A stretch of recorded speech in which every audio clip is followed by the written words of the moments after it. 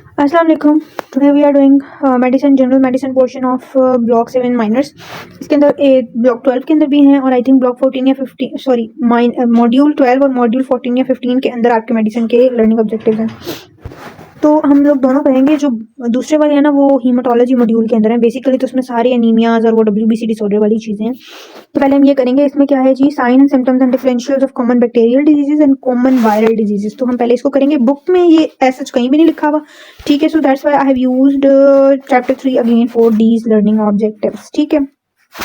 तो first of all let's do this.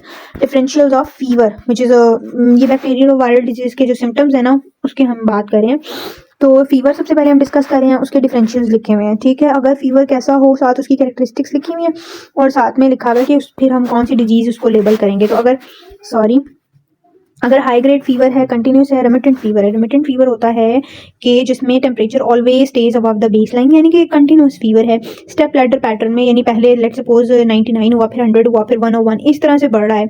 और साथ में रिलेटिव ब्रेडिकार्डिया. रिलेटिव ब्रेडिकार्डिया मतलब ये होता है कि नॉर्मली जब आपका फीवर 1 डिग्री बढ़ता है तो 10 बीट्स पर मिनट आपकी पल्स बढ़ जाती है. बट इसके अंदर क्या होता है, पल्स बढ़ती नहीं है उस तरह से.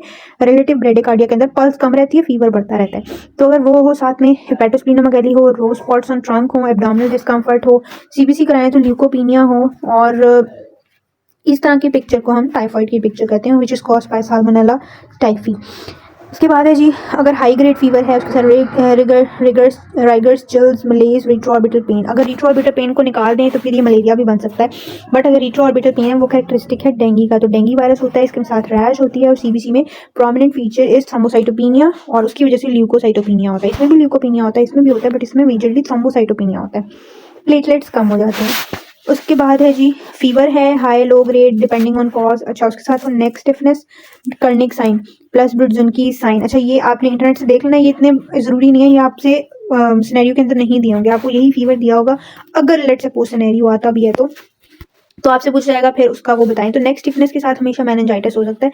उसका पॉजिटिव एजेंट बैक्टीरियल भी हो सकता है, वायरल भी हो सकता है और TB भी हो सकता है, ठीक है. और इसमें आपको इंट्राक्रेनियल प्रेशर रेज होने के साइंस सिम्टम्स भी नजर आएंगे, जिसमें हेडेक और वॉमिटिंग भी प्रोमिनेंट होंगे. उसके बाद है जी, हाई ग्रेड फीवर है विद राइगर्स एंड चिल्स. उसके साथ कफ है. Cough is a respiratory symptom, मतलब रेस्पिरेटरी प्रॉब्लम है कोई. तो साथ में pleuritic chest pain which is a characteristic finding in pneumonia, bronchial breathing, dull chest percussion और तो निमोनिया. ये अभी आप अगर याद करेंगे ना तो थोड़ा मुश्किल लगेगा, बट जब आप पढ़ेंगे ना ब्लॉक 9 के अंदर रेस्पिरेशन और मेडिसिन और पैथोलॉजी के अंदर, तो ये आपको फिंगर टिप्स पे हो जाएंगे, फिर ये कोई मसला नहीं रहेगा, ठीक है. उसके बाद TB है. TB के अंदर लो ग्रेड फीवर. जितनी भी क्रोनिक बीमारी है ना जो लंबे अरसे तक चलती है उनमें लो ग्रेड फीवर रहता है, हाई कभी भी नहीं होता. साथ में ड्राई कफ होगी. वेट लॉस और night sweats are very very typical for tuberculosis. आपको अगर सिनेरियो में ये 4 चीज़ें रट लेंगे, 4 चीज़ें तो पक्का TB है. साथ में उन्होंने बताया होगा क्रैकल्स आ रहे हैं या आपको एक्सरे के ऊपर ग्रैनुलोमा पैटर्न नजर आ रहा है, ओपेकनेस है, हिमोप्टिसिस हो भी सकती है, नहीं भी हो सकती, ठीक है. तो इट्स TB.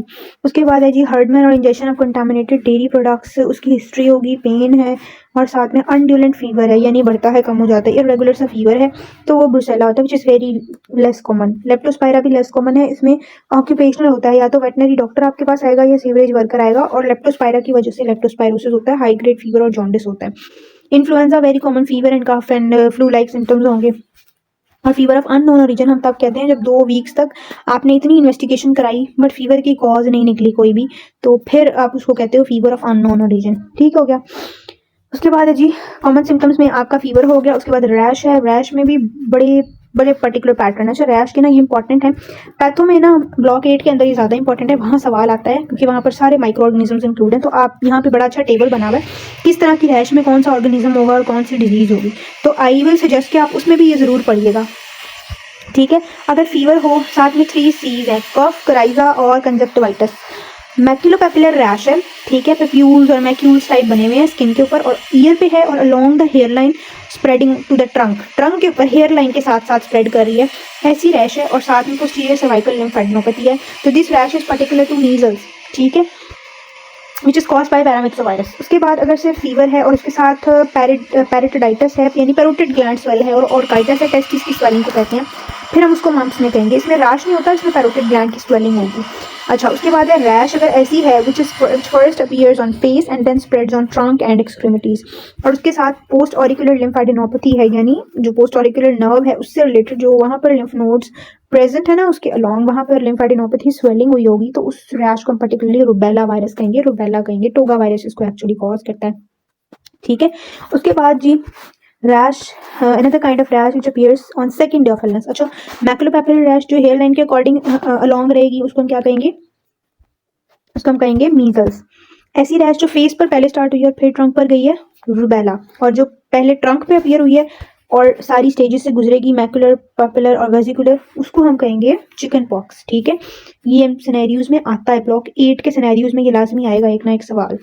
स्कारलेट फीवर की कैसी होती है, डिफ्यूज पैपुलर रैश, बहुत डिफ्यूज होती है, with sand paper feel marked on abdomen, और उसके साथ स्ट्रॉबेरी टंग होती है, तो स्कारलेट फीवर उसको हम कहते हैं। ठीक है, ये कुछ डिफरेंशियल्स हो गए।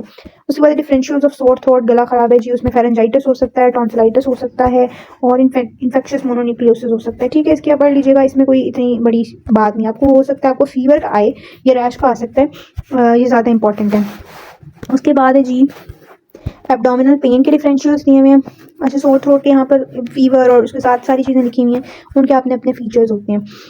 एब्डोमिनल पेन के क्या क्या डिफरेंशियल हो सकते हैं, अगर आपको उसके साथ लंबर रीजन में पेन है और बर्निंग मिक्चुरेशन है, यानी कि ऑन यूरिनेशन पेन होती है, बर्निंग पेन, तो फिर वो यूटीआई है। ठीक है, यानी सिस्टम से रिलेटेड। अगर अम्बिलिकस के अराउंड पेन होती है जो राइट आइलिक फोसा तक जाती है, तो वो अपेंडिसाइटिस है, और अगर राइट अपर क्वाड्रेंट में है तो लिवर की पेन होगी, पायोजेनिक लिवर एब्सेस। तो लोकेशन वाइज ये आप अंदाजा कर सकते हैं एब्डोमिनल पेन्स का। तो ठीक है, अच्छा, यूएचएस में पास्ट रेसिक्यू जिससे रिलेटेड क्या आए हुए हैं, एक 18 साल का ओल्ड कॉलेज स्टूडेंट है who presented with 5 days history of continuous high grade fever associated with abdominal discomfort and myalgias. उसका पल्स रेट ये है, टेम्परेचर ये है, इन्वेस्टिगेशन रिवील्ड ल्यूकोपीनिया। ठीक है, तो आपका क्या डायग्नोसिस है, कॉन्टिन्यूस हाई ग्रेड फीवर है, तो which is the typical for typhoid. उसके बाद ये fever is continuous and high grade, इसमें भी टाइफॉइड है। ठीक है, उसके बाद क्या है, यस दैट वाज अबाउट, वो सारी चीज़ें हो गई। ठीक है, यहाँ पर पल्स उन्होंने बताई हुई है कि टेम्परेचर इतना है और पल्स उसकी कम हो रही है। ठीक है, तो आपने बताना है कि उसकी पल्स को क्या है, तो रिलेटिव ब्रेडिकार्डिया है और ये टाइफॉइड फीवर है। टाइफॉइड फीवर को इनडायरेक्ट फीवर भी कहते हैं, तो ये टाइफॉइड का एक और सिनेरियो दिया हुआ है, ये आप आइडेंटिफाई कर लेंगे। उसके बाद आ जाते हैं जी मेडिसिन के दूसरे पोर्शन के ऊपर, वो एनीमिया से रिलेटेड है। ठीक है, उसमें मैंने बुक की भी 2 पिक्चर्स ऐड की हैं, इरफान मसूद की। ठीक है, ये सारी नॉर्मल वैल्यूज दी हुई हैं आरबीसी इंडिसेस की फॉर दिस ब्लॉक, आपको ये याद हो जानी चाहिए। एचबी की, आरबीसी की, प्लेटलेट काउंट की भी, डब्ल्यूबीसी काउंट की भी, और ये सारे एमसीवी, एमसीएच और एमसीएचसी इनकी भी आनी चाहिए। ठीक है, ताकि आप डायग्नोसिस ईजिली बना लें। और उसके बाद यहाँ पर पेरिफेरल स्मीयर की फाइंडिंग्स दी हुई हैं।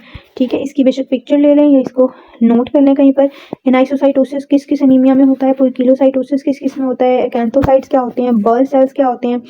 ठीक है, और शिस्टोसाइट्स क्या होते हैं, डायमॉर्फिक पिक्चर क्या होती है। डायमॉर्फिक पिक्चर में 2 तरह के आपको आरबीसीज नजर आएंगे। रूलेक्स फॉर्मेशन क्या होता है, जो आरबीसीज एक दूसरे के ऊपर एक लाइन में स्टैक बना के पड़े होंगे। Basophilic stippling, bite cells, Heinz bodies, reticulocytes, ये सारे आपने पैथो के अंदर पड़े हुए हैं डिटेल से। ये बस मैंने आपकी बताया है कि एनीमिया जितने भी है ना सारे मेडिसिन के अंदर, वो सारे वही इन्फॉर्मेशन है जो आपने पैथोलॉजी में पढ़ ली है, इसलिए I am not going to repeat that. तो हम सिर्फ उसके पास पेपर करेंगे ताकि एग्जाम ओरिएंटेड अगर उसके कोई आपको एमसीक्यू वगैरह आते हैं ना, तो वो आप उसको कवर कर लें। ठीक है, डायग्नोज कर लें कि एमसीक्यू में अगर सिनेरियो लिखा हुआ है तो फिर आप उसको डायग्नोज कर लें। ठीक है, अगर आप ये वाला बॉक्स याद कर लेते हैं ना हर एनीमिया के बाद, तो आपको जो है वो याद हो जाएगा। जैसे माइक्रोसिटिक एनीमिया के फीचर्स क्या होते हैं, यंग फीमेल होगी या प्रेग्नेंट लेडी होगी, सिनेरियो की बात करें। ठीक है, सिम्टम्स ऑफ एनीमिया मिलेंगे, सारे के सारे साइंस ऑफ एनीमिया वो आपने देखने हैं। एट्रोफिक ग्लोसाइटस, कोइलोनिकिया, हिस्ट्री ऑफ पाइका, वो सारा कुछ हो भी सकता है सिनेरियो में, नहीं भी हो सकता। फिर आपने स्मीयर की सीबीसी दिया होगा, पेरिफेरल स्मीयर दिया होगा, उसकी फाइंडिंग्स आपने देखनी है और फिर आपने अपना डायग्नोसिस बनाना है। ठीक है, ये मैं आपको सारे मेन बस फीचर्स बता रही हूँ। गैलोप्लास्टिक एनीमिया के अंदर साइन एंड सिम्टम्स ऑफ जो भी एनीमिया होगा ना, उसमें sign and symptoms of anaemia तो होंगे ही होंगे। ठीक है, उस पर्टिकुलर एनीमिया में जो एक खास फीचर होगा ना, वो भी होगा। जैसे उसमें एंगुलर ग्लोसाइटिस था, इसके अंदर होता है, इसमें भी होता है एंगुलर, इसमें बीफी टंग होती है, वो होगी। उसके अंदर सोर माउथ होता है। उसमें साथ अगर B12 डेफिशिएंसी है तो न्यूरोलॉजिकल साइंस होंगे, अगर फोलेट है तो फिर ये नहीं होंगे। ठीक है, सीबीसी के अंदर क्या होगा, एमसीवी बड़ा होगा, और हिस्ट्री ऑफ ब्रेस्ट्रेक्टमी हो सकती है पर्नीशियस एनीमिया के अंदर। ठीक हो गया, तो ये सिनेरियोज के लिए इंपॉर्टेंट बातें हैं, ये आपने याद रखनी है।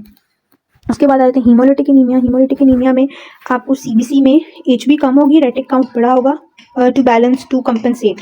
जॉन्डिस होगा, ठीक है, क्योंकि ब्रेक डाउन हो रही है, और एलडीएच और यूरिनरी यूरोबाइलिनोलिन बड़ा होगा। और उसके अलावा साथ में ये दिया हो सकता है लेकिन ज़रूरी नहीं है। ठीक है, तो हीमोलिटिक एनीमिया में आपने ये चीज़ें देखनी है।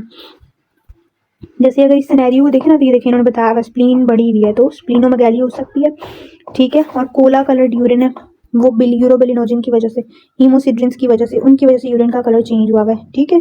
ये due to the presence of haemoglobin और myoglobin in the urine, urine का कलर चेंज हुआ है, ठीक है। क्योंकि इस ब्लॉक में आपका मेडिसिन का SCQ नहीं है, इस वजह से मैं आपको ये SCQ वाइज नहीं करवा रही हूँ, वो आपके नेक्स्ट ब्लॉक्स में है, वरना मैं आपको ये सारा करवाती।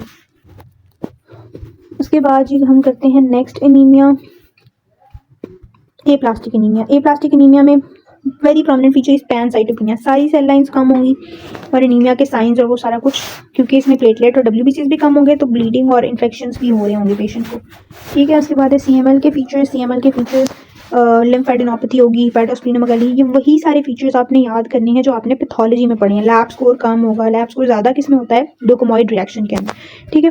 तो ये जस्ट मैं आपको दिखा देती हूँ, मैं इसको रिपीट नहीं करी बार बार। ये एक्यूट लिम्फोब्लास्टिक ल्यूकीमिया का है, ठीक है।